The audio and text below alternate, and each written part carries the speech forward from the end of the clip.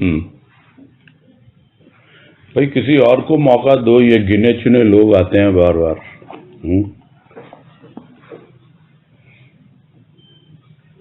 वही तो बोल रहा हूँ, सब वही लोग हैंड रेस करते हैं। किसी और के पास कोई वाणी नहीं है।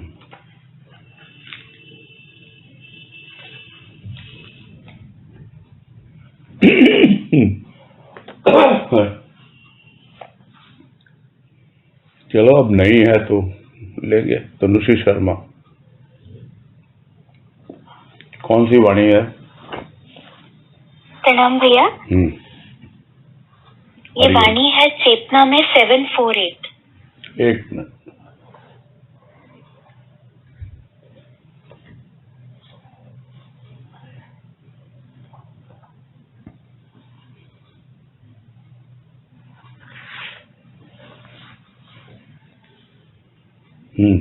चेतना 748। इसके पहले एक वाणी कल की पड़ी हुई है पेंडिंग, उसकी कोई बात ही नहीं कर रहा है। भैया आप लोग थोड़ा सिस्टमेटिक होइए। कल 3 वाणी की बात हो रही थी ना, तो फिर 2 ही वाणी हुई थी कल, तो ये थोड़ा आज आए नहीं है भैया जो जिनकी वाणी है वो खुद ही नहीं आई है। सुनीता जलान जी की वाणी थी। है सुनीता जलान की थी। सुनीता जलान जी की वाणी थी भैया जी, वो आज आए नहीं है। चलो ठीक है, बोलो अभी। चेतना 748। हाँ हाँ भैया। आंखें दी, शक्ति दी, फिर भी देख न सका जब तक भक्ति न दी। तो भाव तो यही आ रहा था भैया कि मतलब भले ही हमारे पास आंखें हो और भले ही हमारे पास शक्ति हो, आंखें चाहे स्थूल की हो या कुछ कुछ सूक्ष्म की, और शक्ति भी स्थूल की और सूक्ष्म की भी, लेकिन हम उसको तब तक नहीं देख सकते जब तक वो ना चाहे। तो जब तक हम उसकी भक्ति नहीं करेंगे तब तक हम अपना कितना भी जोर आजमा लें या कितनी भी देखने की कोशिश करें, हम नहीं देख सकते उसको। तो ऐसा लग रहा है यहाँ पे झुकने का भाव है।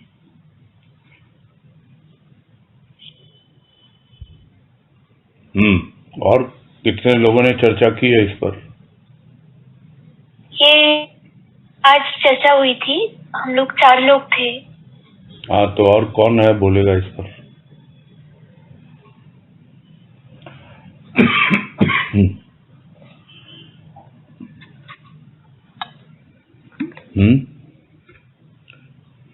अब 4 लोग में कौन है, उसको आप नाम लेते ना, अनम्यूट करके बोलो कौन था भाई वो, उसका नाम अनाउंस करो जो बोलना चाहता है अपनी ओर से। देखो, पार्टिसिपेट नहीं करेंगे तो इसका कोई यूज नहीं है। मतलब मैं इरिटेट हो जाता हूँ वैसे। ये भैया पूनम अग्रवाल जी है और अंजू हरलालका जी है, मीना जी है और अलका जी है, अलका पोता जी।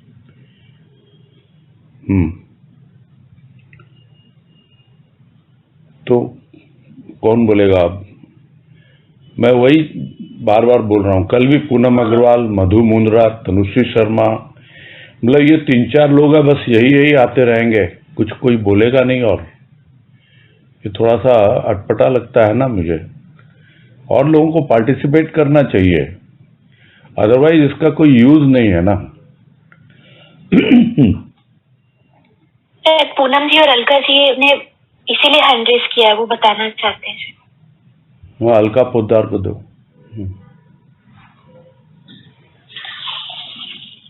प्रणाम भैया। आंखें दी, शक्ति दी, फिर भी देख न सका जब तक भक्ति न दी। ये चेतना की वाणी है। तो भैया यही भाव समझ में आया था कि हमको आंखें तो दी थी और शक्ति भी दी थी, लेकिन हम फिर भी हम देख ना सके। दुनियादारी तो सब कुछ दिख रही थी, सब कुछ शक्ति उसमें भी यूज हो रही थी, लेकिन जब तक हमारे भीतर चेतना नहीं आई, चेतना तब तक नहीं आई जब तक भक्ति नहीं आई, तो चेतना भी नहीं आई।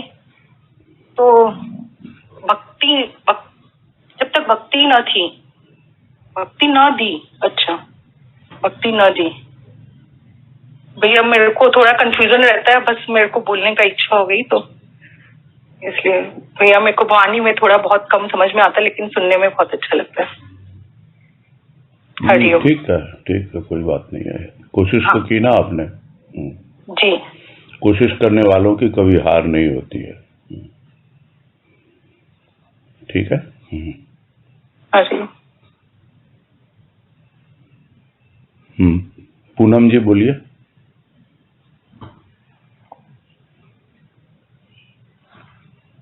प्रणाम भैया। हाँ। वाणी में ऐसा भाव आ रहा था कि आंखें दी, शक्ति दी, फिर भी देख न सका जब तक भक्ति न दी।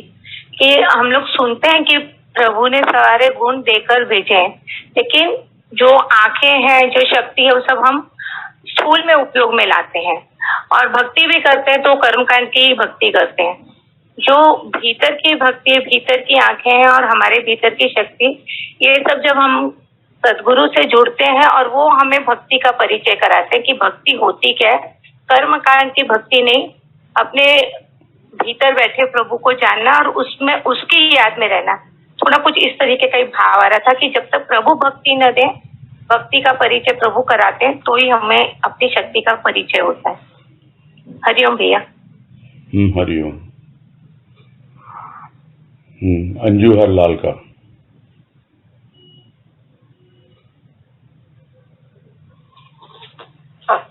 प्रणाम भैया।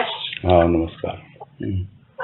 मुझे ये समझ में आया भाव वाणी का कि हमारे मतलब अभी तक जो आध्यात्मिक जो रास्ता हम लोग में मतलब चल रहे हैं उस पर, तो हम अभी तक क्या बाहर दिखे, बहिर्मुखी है हमारी वृत्तियां, जो हम मतलब अभी डीप रूटेड नहीं है। तो डीप रूटेड कब होती है? जब मतलब सब इनिशियल स्टेज क्या है, पहले तो भक्ति से ही वो मतलब दृष्टि मिलती, मतलब हम भक्ति से ही पॉसिबल है कि हम देख सकें।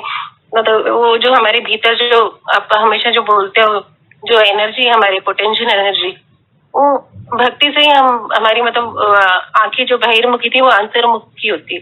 तो वो भक्ति हमारी वो जो शक्ति है भीतर, उसको स्टिमुलेट करती है। मैं थोड़ा ये समझ में आया। हरिओम भैया। हरिओम। चलो ठीक है, अब 3-4 जने बोल चुके हैं इस पे, इसलिए अभी हाल फिलहाल तो इस पे अभी बात नहीं कर रहे हैं। मैं इसको वाइंड अप करता हूँ वाणी को बोलकर। संक्षेप में यही है भाव। तो वाणी बहुत स्ट्रेट फॉरवर्ड है कि भाई जिन आंखों को हम आंखें समझते हैं वो आंखें तो स्थूल की आंखें हैं और उन्हीं को हम सब कुछ मान लेते हैं। जो शक्ति हम समझते हैं वो स्थूल की शक्ति है। शारीरिक शक्ति हो सकती है, तन बल या धन बल हो सकता है। किसी के पास पैसा हो, वो उसके पास वो उस ढंग से वो काम मिलेगा। तो ये सब कुछ दिया है, किंतु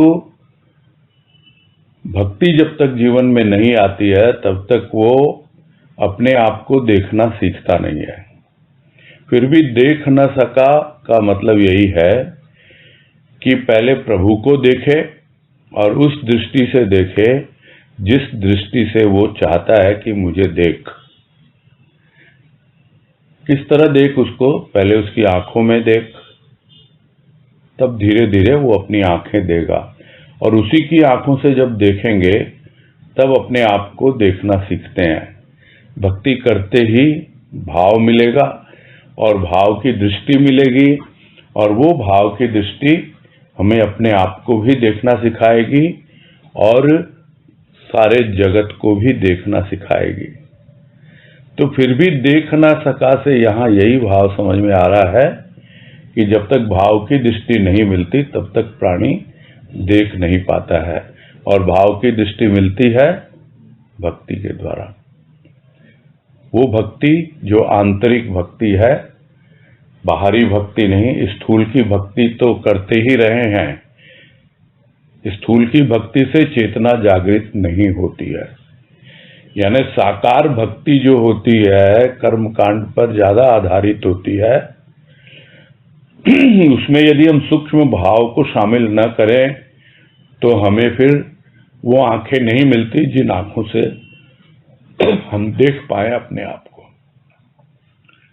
तो यहां पर यही भाव है, और आप लोगों ने लिया है। वाणी तो बहुत स्ट्रेट फॉरवर्ड है, वही मैं कह रहा था कि सीधी सीधी है वाणी, तो इसमें ज्यादा कुछ कंफ्यूजन होना नहीं चाहिए। ठीक है, नहीं इस संदर्भ में कुछ जिज्ञासा है तो पूछो।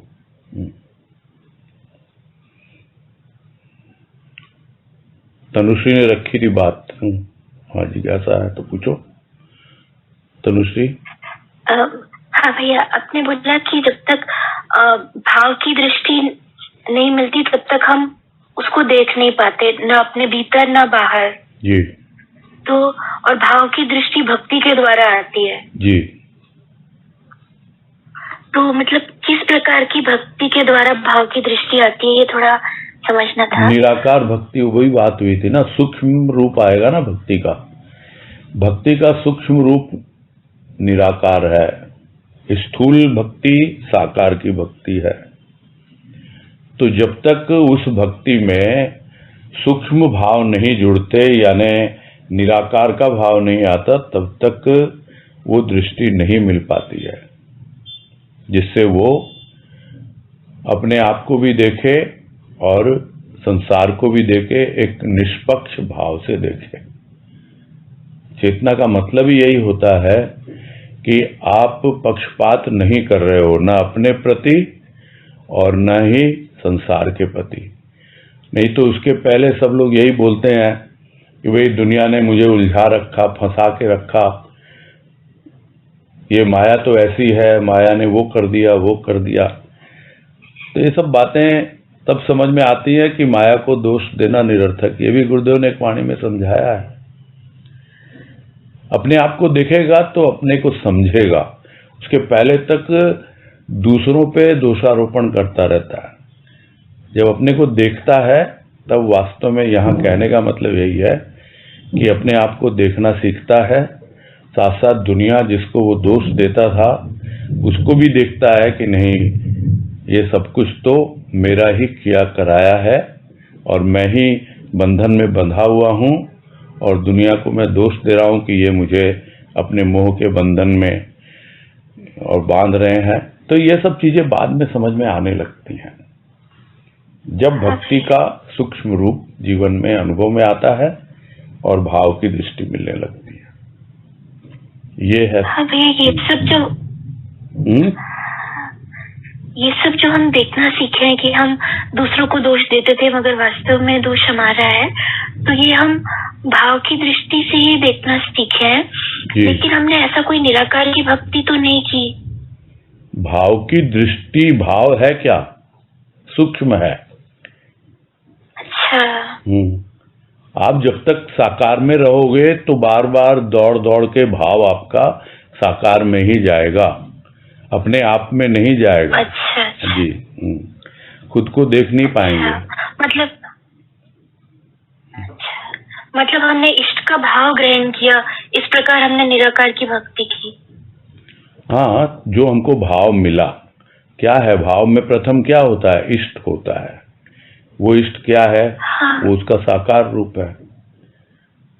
तब धीरे धीरे हम इष्ट के भाव के द्वारा स्वयं को भी देखते हैं, वो दूसरी कंडीशन आती है। तो साकार की भक्ति में भी भाव होता है, ऐसा नहीं है, लेकिन वो भाव जो होता है वो बहिर्मुखी होता है, साकार में होता है। जब वही भाव अंतर्मुखी होता है, जिसको हम साधारण भाषा में अंग्रेजी में बोलते हैं इंट्रोस्पेक्शन, अपने आप को देखना, वो जो चीज होती है वो वहीं से शुरू होती है निराकार भक्ति। और उसी को ज्ञान कहते हैं। चेतना है क्या? चेतना जो है इनिशियल स्टेज है, निराकार की भक्ति ही ज्ञान है और कुछ नहीं है। ये सब बातें बहुत बार हम लोग कर चुके हैं और गुरुदेव ने बाबा बलदेव वाणी पुस्तक में भी समझाया है कि ज्ञान कुछ और नहीं है, निराकार की भक्ति ही ज्ञान है। हाँ भैया। हाँ भैया, स्पष्ट हुआ। हरिओम। हरिओम। हाँ, संगीता झुंझुनवाला।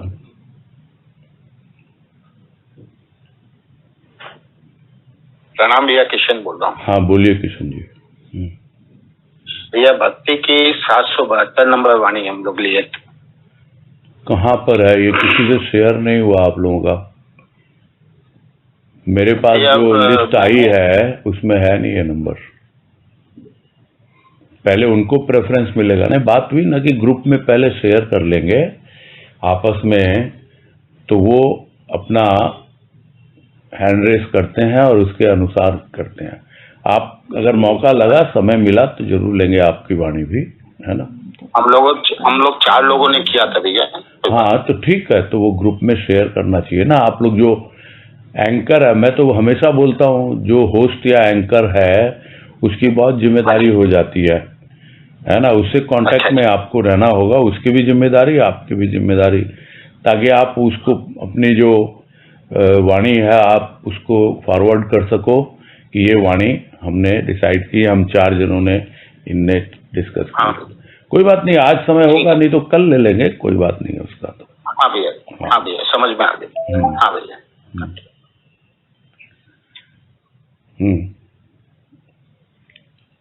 नेक्स्ट वाणी कौन सी थी भैया? वो भाव वाली तो आज नहीं ले रहे हैं, भाव की नहीं ले रहे हैं आज, 438 है ना जी है। तो वो फिर आगे पेंडिंग है। वो सुनीता जालान है, उसने किससे डिस्कस किया कुछ मालूम नहीं। नहीं पता है। ठीक है, चलो तो नेक्स्ट अब क्या रह गया? भक्ति की 1333 है। हाँ, मधु मुंद्रा जी के बाद। हाँ बोलिए मधु भाई।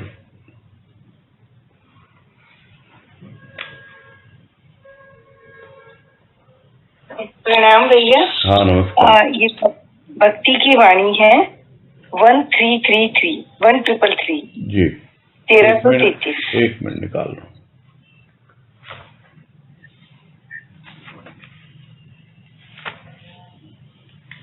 हम्म 1333 बोलिए।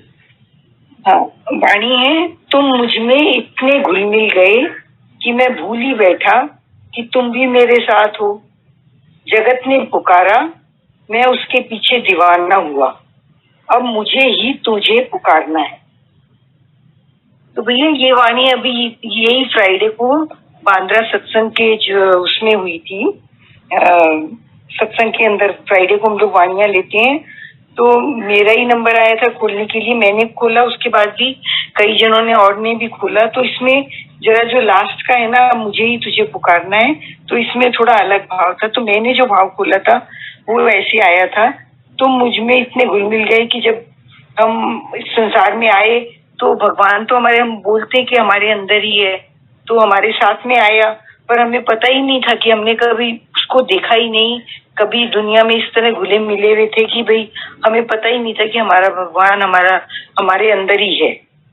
तो पर और जैसे भी जगत के अंदर जब भी कुछ भी होता था उसमें उसके पीछे ही दीवाने होके, मतलब सब स्थूल के ही कामों में उलझे हुए थे।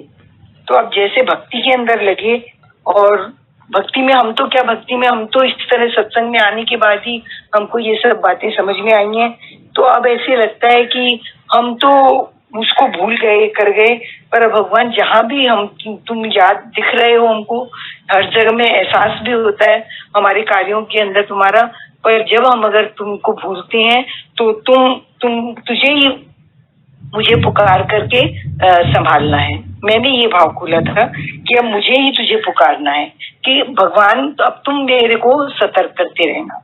और 1-2 जन ने इस ढंग से भाव लिया था कि अब मतलब भगवान मैं तेरे को पुकारने लगूं तो तुम मेरे को संभालोगे।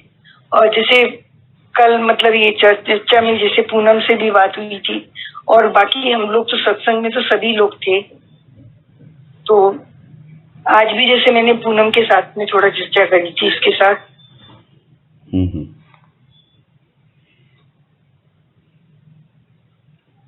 हाँ अंजू जी उसके बारे में बोल रहे हैं क्या कुछ, या कुछ और बात है? नहीं भैया, अगली वाली वाणी लूंगी मैं नेक्स्ट। अच्छा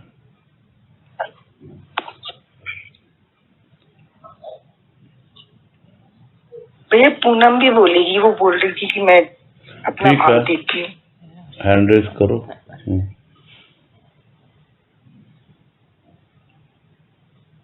चलो, राशि कुछ बोल रही है, राशि को अनम्यूट करो। प्रणाम भैया। हाँ, हरिओम। हाँ, जैसे इस वाणी से समझ आ रहा है, जो भाव मिल रहा है कि तुम मुझ में इतने घुल मिल गए कि मैं भूल ही बैठा कि तुम भी मेरे साथ हो।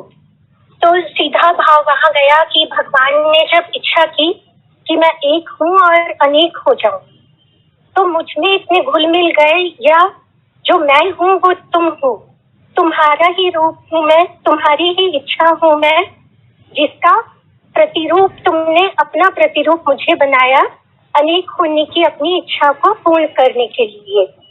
परंतु जैसा हम देखते हैं कि भगवान ने सब कुछ दिया, और कल भी हम सुन रहे थे कि बुद्धि और मन पर तो कृपा होती है, परंतु अहंकार पर अपनी कृपा स्वयं को करनी होती है। इसी तरह से ये जो अहंकार है जिसने हमें हमारे स्वरूप को ही भुला दिया, उसके कारण मैं तुमसे दूर हो बैठा और तुमको भूल बैठा, यानी अपने को ही भूल बैठा कि मैं तुमसे कुछ अलग नहीं हूँ। जगत ने पुकारा और मैं उसके पीछे दीवाना हुआ।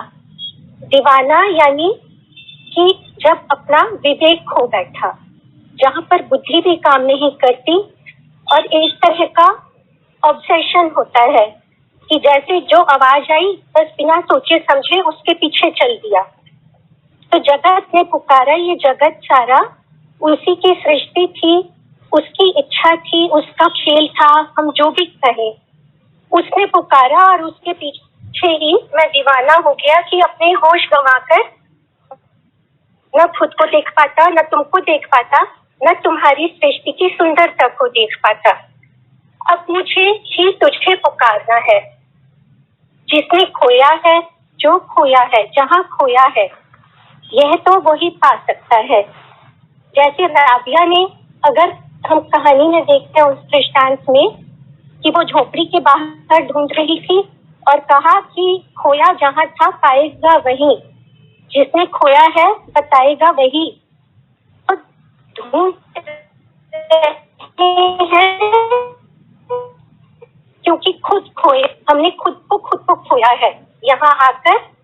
तो अब मुझे ही तुझे पुकारना है, इसका यही भाव समझ आ रहा था भैया। प्रणाम भैया। हाँ, हरिओम।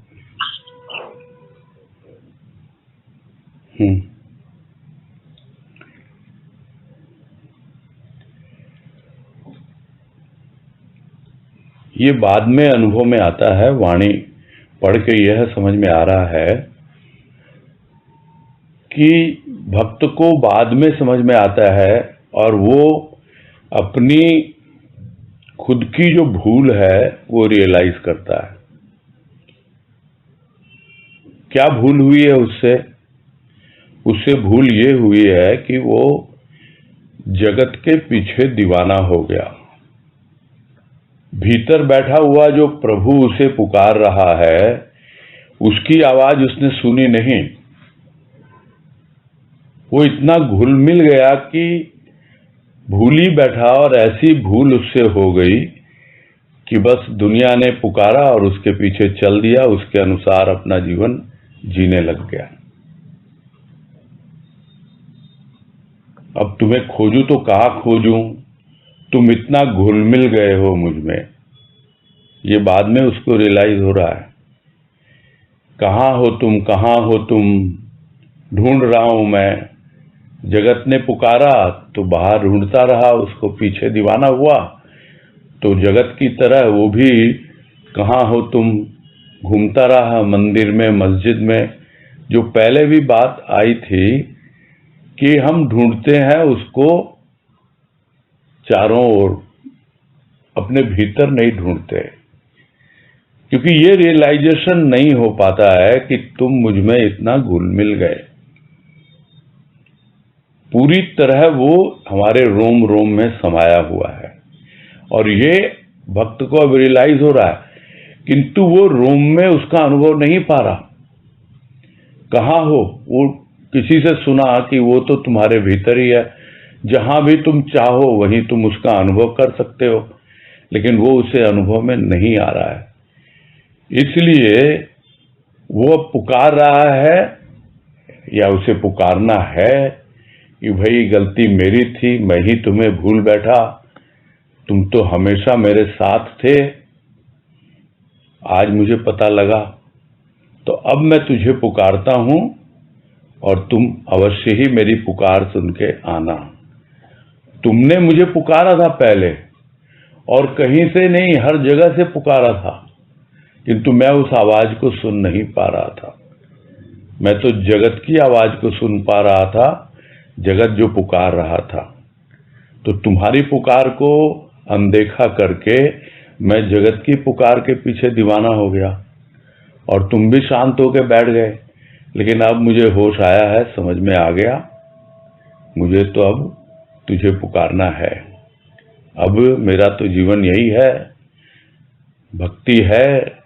एक बार जब अपनी भूल समझ में आ जाए और वो भूल सुधार करना प्रारंभ कर दे, फिर जो यादें आती हैं उसकी, और प्रत्येक याद में ही अपने आप पुकार उठती है, अलग से पुकारना ही नहीं पड़ता, क्योंकि वो याद आना ही प्रभु का प्रसाद है। जो भजन की पंक्ति याद आ रही है कि भूलों में भूल गए, यादों में याद है, यादों का हर पल प्रभु का प्रसाद है।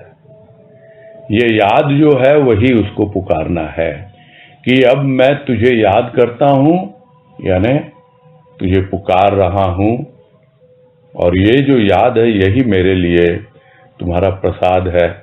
पहले मैं जगत में भटका हुआ था, समझ ही नहीं पा रहा था, जो भी भक्ति हो रही थी वो बाहर बाहर, तुम तो मेरे भीतर ही रमे हुए थे। इस तरह रम गए जैसे कि पानी के अंदर में चीनी घुल जाती है। दूसरे लोग कुछ भी सर्व कर रहे हैं, ये पी लो, ये पी लो, किंतु अपने ही घट के भीतर में कोई युक्ति नहीं मालूम थी कि वो मेरे भीतर ही घुला मिला है और मुझे उसी का स्वाद लेना है। वो शरबत की तरह मीठा है, इस तरह घुल मिल गया मेरे भीतर। तो जब उसकी याद आती है तब यादों में घुल मिल जाता है फिर से, और उसके मिठास का, उसकी मधुरता का स्वाद लेता है। यानी ये है भक्ति का एक रूप। जब भक्त को रियलाइज होता है कि बहुत घूम लिए दुनिया के पीछे, बहुत चल लिए दुनिया के चलाए, अब तो मैं उसको पुकार रहा हूं कि तू मुझे गाइड कर, तू मेरा रास्ता दिखला, मैं तो तुम्हें भूल बैठा था, अब मेरी स्मृति जागी है, मुझे तुम्हारी याद आई है, आगे बढ़ाओ मुझे, मेरी भक्ति को सुदृढ़ करो। ऐसा ही कुछ भाव मुझे तो समझ में आ रहा है।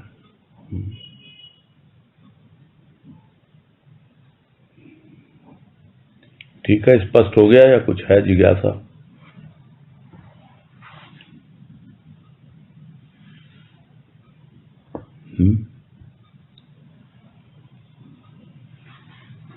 बढ़े आगे। हाँ, क्या मधु जी बोलिए।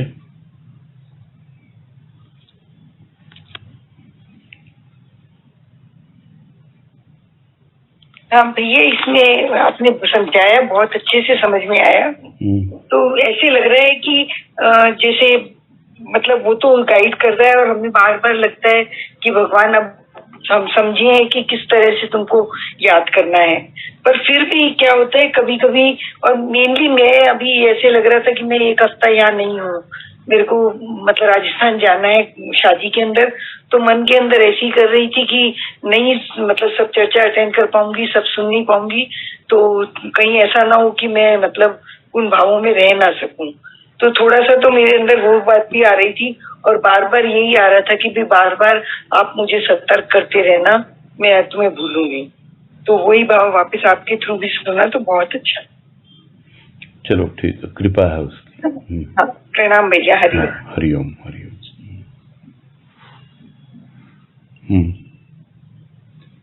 ठीक है, अब अंजू हरलाल का कौन सी वाणी है आपकी?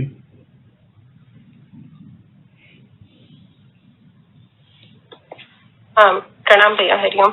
हरिओम। हाँ, भक्ति की वाणी है 57 नंबर। अलग अलग बताइए, 57 या 67?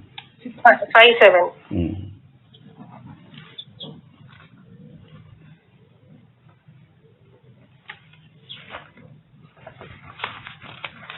एक मिनट ले रहा हूँ। हाँ, 5757। हाँ, 5 पर शून्य कब होगा? जब पांचों सो जाएंगे।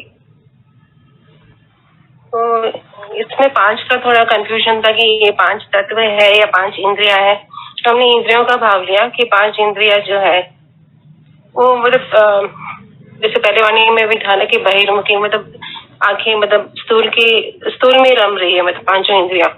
तो शून्य कब होगा, मतलब इस पर शून्य मतलब रोक कब होगा, फुल स्टॉप। ये थोड़ी मुझे कम समझ में आ रही है वाणी।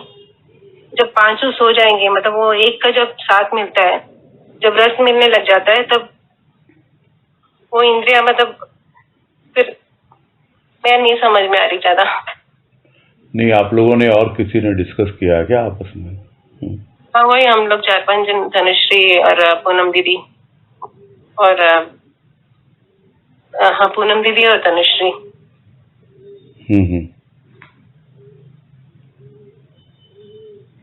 तो और कोई ग्रुप में डिस्कस नहीं होता है? बस आपके ग्रुप में एक वाणी हुई, तो मैं चाहूंगा ना कि और दूसरे ग्रुप के भी कुछ आए ना वाणी।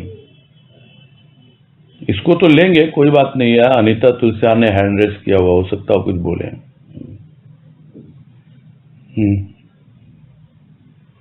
अनम्यूट करो। हाँ नहीं प्रिया, मैंने तो इसलिए कि आप पूछ रहे थे, मैं सोची इस वाणी के बाद बोलूंगी। वो जलवा वाली वाणी तो हम लोगों ने 8 जन ने की थी, और इस वाणी पे तो आज ये लोग 4 जन किए हैं। और दूसरे ग्रुप से जो आप बोल रहे हैं, तो वो तो भैया हम लोग को पता नहीं चल पाता ना। हमारे के ग्रुप में तो हम लोग जो भी डालते हैं वाणी, वो हम लोग पता चलती है। नहीं, तो मैं ये चाहता हूँ, जो मैंने पहले भी कहा था कि और भी लोग हैं ना, ऐसा तो है नहीं आपस में वाणी डिस्कस नहीं करते हैं ना। तो आप लोग अपना कम से कम 2-4 जने जो है, होस्ट की ड्यूटी बनती है ये कि वो सबसे कांटेक्ट में रहे और कलेक्ट करे कि हाँ भाई ये वाणी है, ये हमको डिस्कस करना है और इस पे ये लोग शामिल हुए। तो वो तो क्या है कि एक कलेक्टिव या एक पार्टिसिपेशन बनेगा ना, और नहीं तो गिने चुने 3-4 जने बस बोलते रहेंगे, मैं बोलता रहूंगा। ये सब तो चलता ही रहा है ना, पार्टिसिपेशन कहाँ हुआ है ना। पार्टिसिपेट तो करना ही पड़ेगा ना। ये है कहने का मतलब।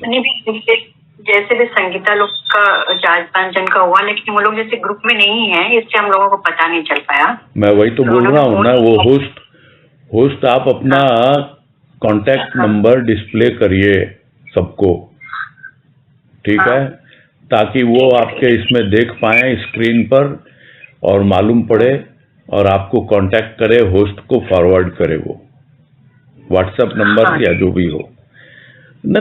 सिस्टम ये सब आप लोगों को सोचना चाहिए, मैं इतना ही कहूंगा, है ना। हाँ भैया। मैं तो जब से वाणी शुरू हुई है तब से बोल रहा हूँ कि पार्टिसिपेशन होना चाहिए सब लोगों का।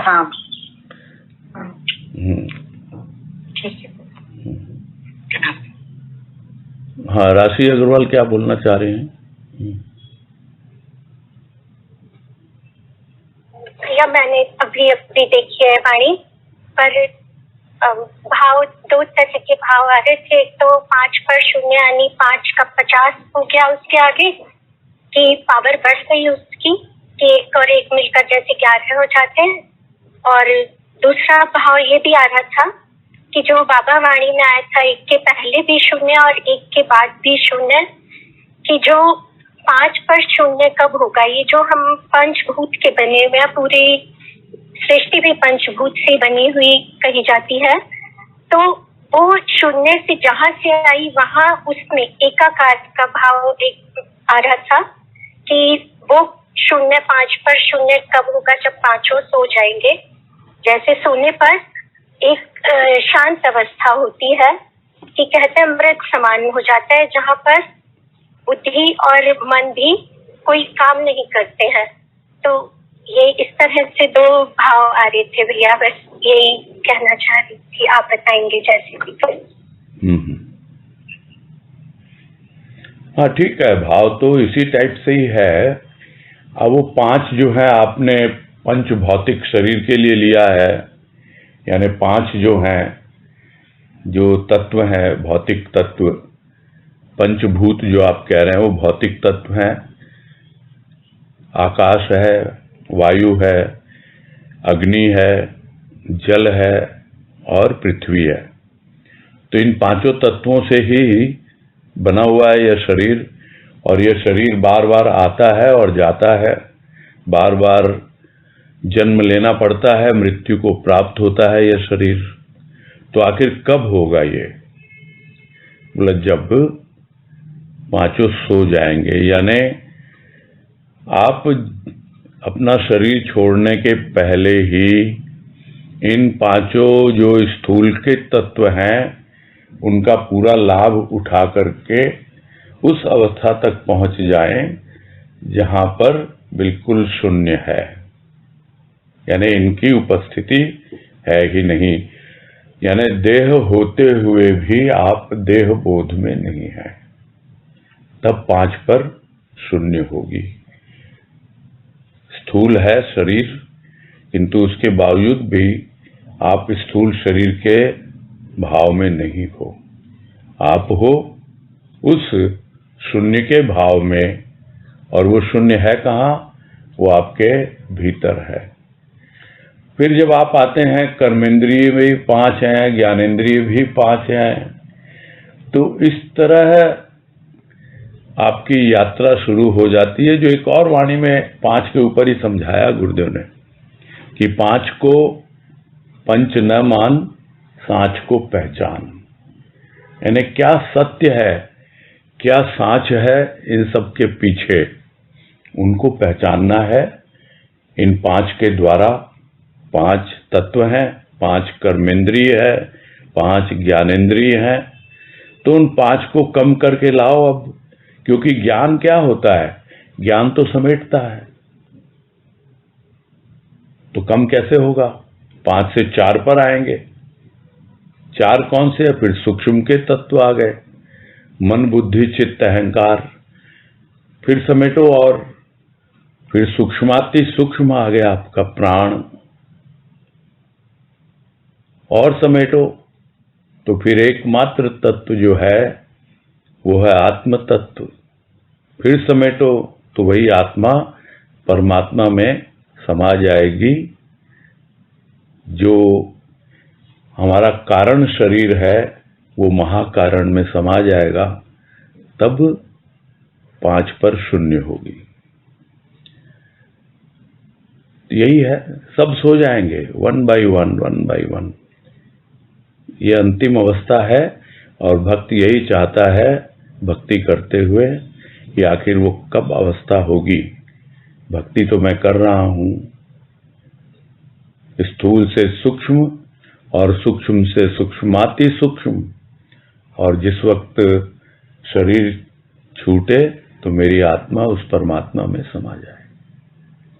यही है सोने का भाव। ठीक है, ऐसा ही भाव समझ में आ रहा है। तो इस संदर्भ में कुछ है जिज्ञासा, जो वाणी के ऊपर अभी बात हुई?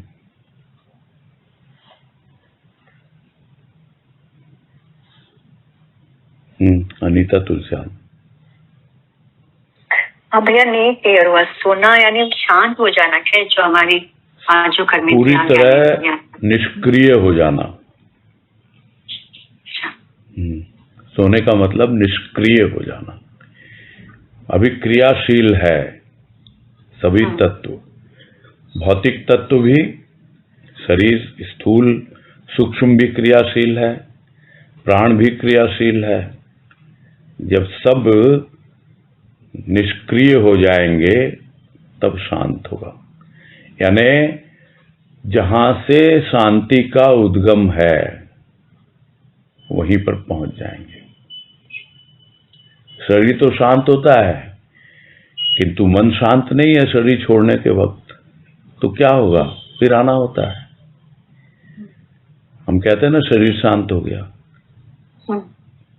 उसी तरह है। जब सब शांत हो जाएंगे,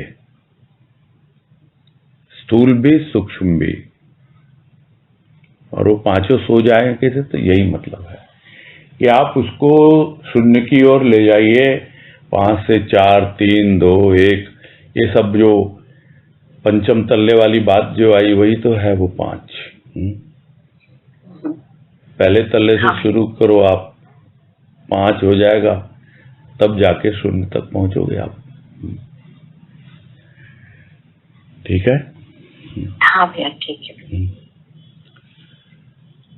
हाँ, राशि अग्रवाल। भैया विवेक कुछ कहना चाहते हैं। प्रणाम भैया। हाँ विवेक, हाँ बोलिए भैया, क्या हम इसका ऐसा भाव भी ले सकते हैं कि जैसे ये शरीर भी और ये सारी सृष्टि पंचभूतों से बनी हुई है, तो जब हमारी इन पंचभूतों के प्रति जो अभी उसके प्रति निष्क्रियता हो जाएगी या उसके प्रति उदासीनता हो जाएगी, या उन पांचों के प्रति अब हमारा बिल्कुल जैसे सोए हुए में हम सब कुछ भूल जाते हैं, उसी तरह ये पंचभूत हमें आकर्षण करना बंद कर देंगे, तब हम जो है स्वतः शून्य को प्राप्त कर लेंगे या अपने आप को प्राप्त कर लेंगे, अंतःकरण में हमारी स्थिति पैदा हो जाएगी। हाँ, वो प्रारंभिक अवस्था है, प्रारंभ वहीं से होता है। वही बात आ रही थी ना, प्रारंभ वहीं से होता है, पंच भौतिक से, और फिर आपको पहुंचना है प्राणों तक। सृष्टि की रचना ऐसे ही हुई है। जो वेदांत का जो सिद्धांत है वो यही कहता है कि आत्मा से सृष्टि की रचना हुई है, क्योंकि अद्वैत की दृष्टि से आत्मा परमात्मा एक है। तो आत्मा से रचना हुई, आत्मा से आए प्राण, और प्राणों से सूक्ष्म तत्व आए हैं, और उसी प्रकार स्थूल तत्व आए हैं। सबसे सूक्ष्म स्थूल तत्व है आकाश। तो पहले आकाश की रचना हुई, और उसके बाद में वायु, अग्नि, जल, पृथ्वी, जिस तरह से सीक्वेंस है वही तो समेटना है सब कुछ। तो सारे तत्व जो है पंच भौतिक कहाँ पहुंचेंगे? आकाश में पहुंच जाएंगे। आकाश है क्या? शून्य है। वहां तक पहुंच जाएं, और उसके बाद प्राणों में समा जाएं, और प्राण आत्मा में समा जाए। ये है निष्क्रिय होना पूरी तरह। ठीक है ना? हाँ, प्रणाम। हाँ, हरिओम हरिओम।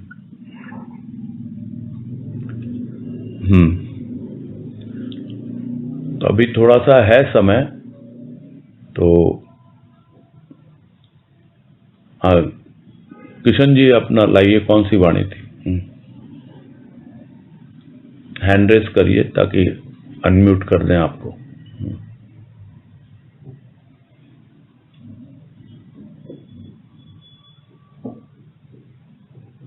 सुन रहे हैं क्या? संगीता झुंझुनवाला। वो शायद मीटिंग में नहीं है भैया जी। संगीता झुंझुनवाला। जी भैया जी, उनका नाम डिस्प्ले नहीं हो रहा है भैया जी। कृष्णा झुंझुनवाला ने किया ना हैंड रेस अभी। हाँ ठीक है भैया जी। चलो बात करते हैं। ये पूजा है, इन्होंने भी हैंड रेस किया है। इनका क्या है? कौन पूजा है ये? अपना परिचय दीजिए पहले। पूजा तो पहले समझे। हाँ, हरिओम चाचा जी, प्रणाम। मैं अच्छा। रांची से पूजा। अच्छा, पूरा नहीं लिखाना है, तम सरिया। जी।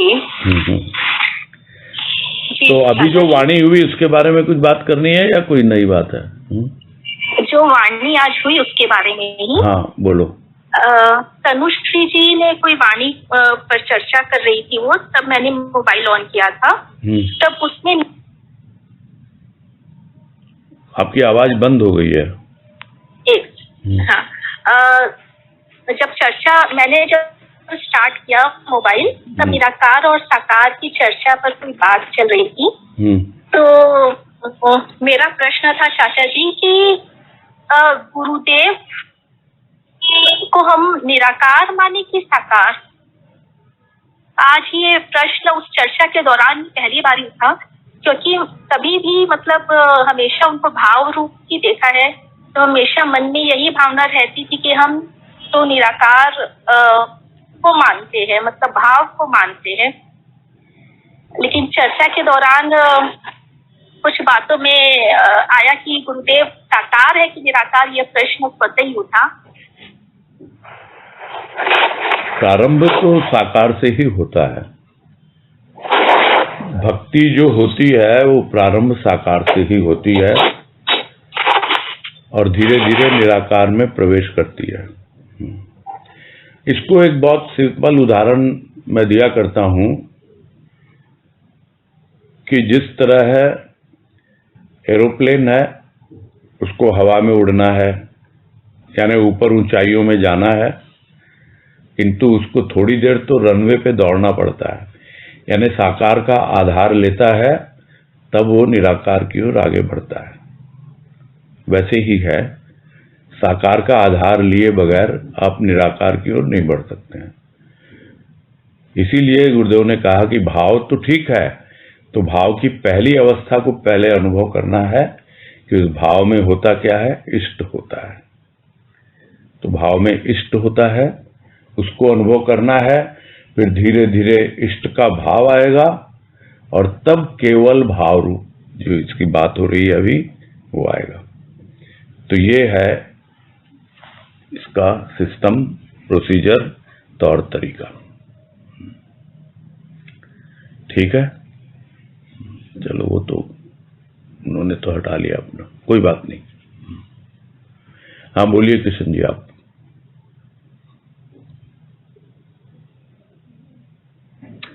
प्रणाम भैया। हाँ नमस्कार। वाणी कौन सी थी बोल रहे? भक्ति की 772। एक मिनट।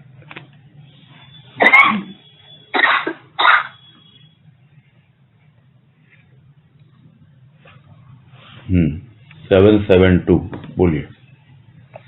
आनंद कहते कहते जपने लगा किसे, क्या अब भी इच्छा है जपने की तपने की? न बीती याद न भविष्य को समझा, फिर वर्तमान के लिए रहा ही क्या?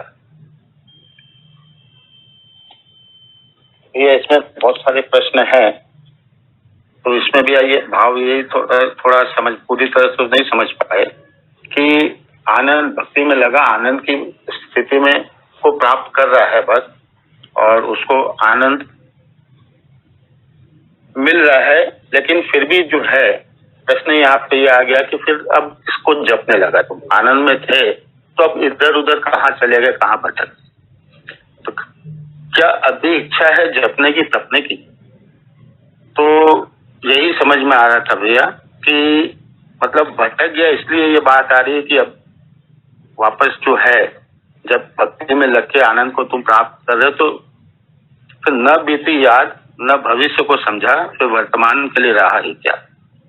तब इसका मतलब भैया जो थोड़ा बहुत समझ में आ रहा था कि न बीती याद, याद मतलब भूत में जो था उसको तुम छोड़ नहीं पा रहे हो, भविष्य का तुमको ज्ञान नहीं है, भविष्य के बारे में तुमको समझ नहीं पा रहे हो, तो फिर वर्तमान जो है उसके लिए रहा ही क्या? मतलब एक तरह से भैया वाणी क्लियर नहीं हुई मुझे, और इसको भैया मैंने संगीता ने रायपुर में अजय भैया और नया भाभी इनसे डिस्कस किया था भैया।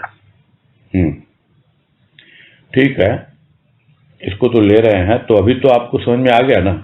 होस्ट को आप वाणी फॉरवर्ड कर देंगे, ठीक है? हाँ भैया, हाँ समझ में आ गया। वो नंबर अभी डाल दिया है शायद इन्होंने, वो देख लेना, है ना? हाँ, तो अभी कौन बोलेंगे? अजय जी बोलेंगे, नेहा बोलेगी? एक उधर से भी आना चाहिए ना कोई।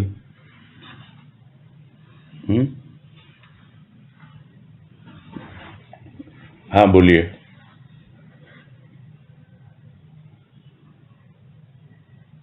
प्रणाम भैया। हाँ नमस्कार, बोलिए।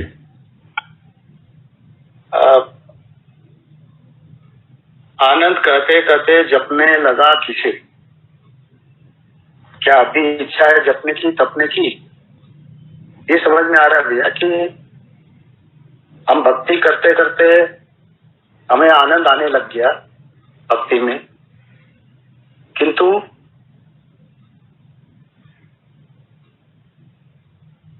किसे जपने लगा? मतलब हमको भक्ति में जब आनंद आने लगता है तो फिर आगे ये होता है कि भाई स्व का जो भाव आता है उसकी तरफ आगे बढ़ते हैं। तो हम अभी आनंद में ही अटके हुए हैं और अभी भी हम अपने और तपने की बात सोच रहे हैं। क्यों? वो इसलिए समझ में आ रहा है कि अभी तक जो बीती यादें हैं वो हमारे साथ हैं, वो छूटी नहीं है, और न अगर ये छूटेंगी तो फिर मेरा क्या भविष्य होगा, इस ओर ध्यान ही नहीं है, समझ नहीं पा रहे हैं।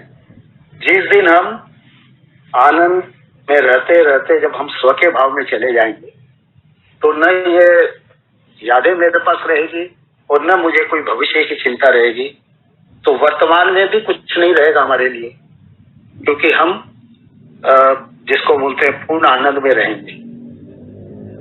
ये समझ में आ गया मेरा।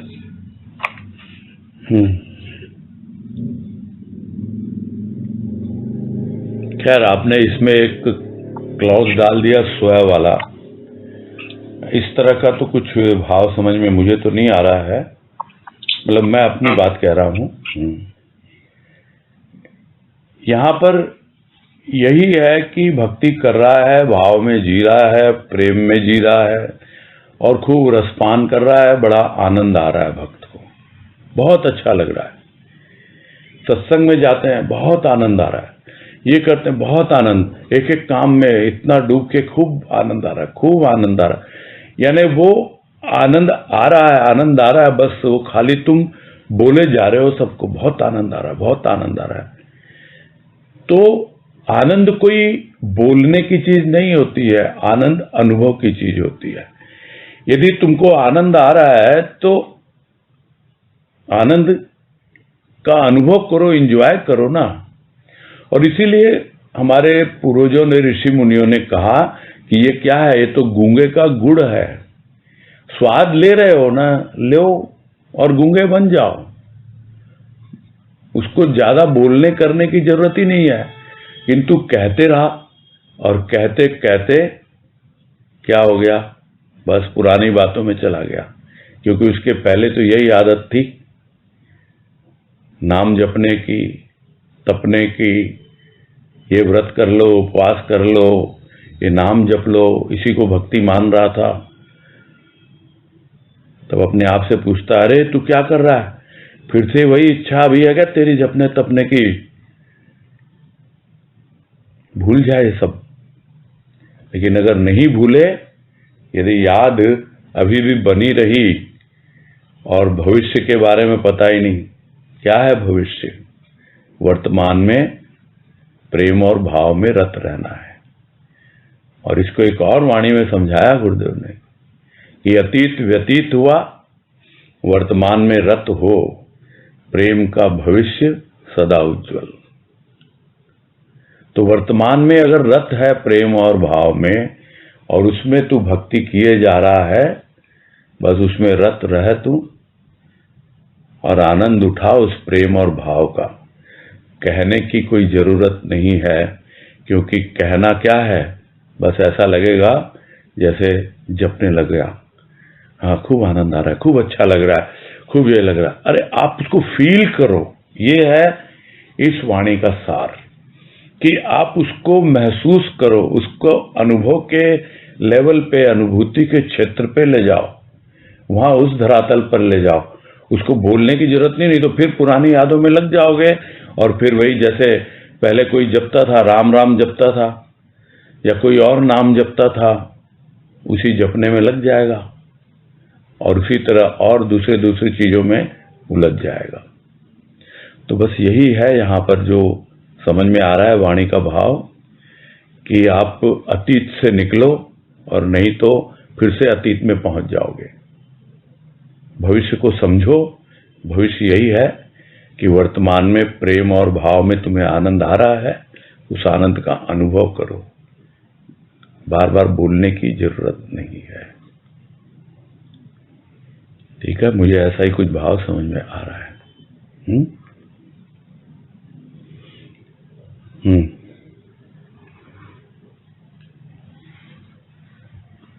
अनम्यूट करो किशन जी को।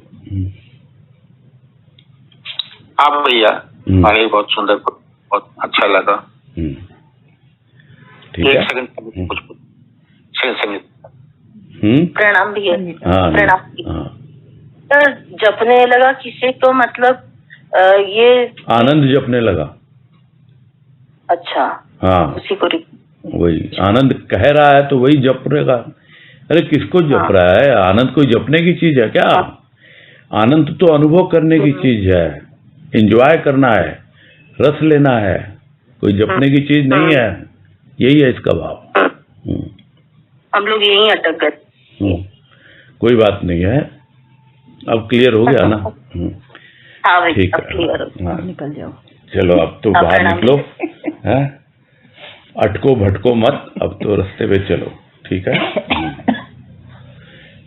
ठीक है, फिर है समय हो गया है, पूरा करते हैं। हरिओम भैया जी। हरिओम। हरिओम सभी को। सबको हरिओम। हरिओम, सबको हरिओम। हरिओम, सबको हरिओम। हरिओम, सबको हरिओम। सबको हरिओम। हरिओम।